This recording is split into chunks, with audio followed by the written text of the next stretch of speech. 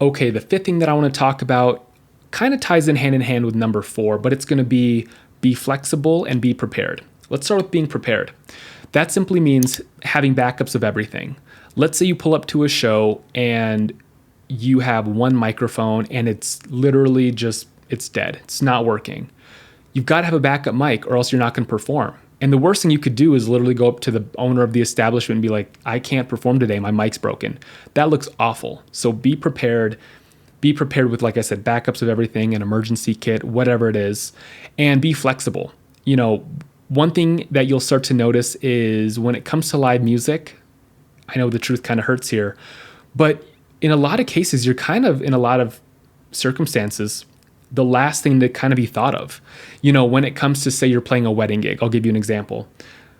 Everybody's going to be worried about everything else except live music most of the time. And when it comes down to performing at a wedding, for example, let's say you show up and you were told, oh, you're going to play inside in this spot. But then all of a sudden, the day of, you show up and you're playing outside. Just be flexible. Or, oh, we said we wanted, 2 hours worth of music. We actually only need an hour and a half or an hour. Is that okay with you? Just be flexible.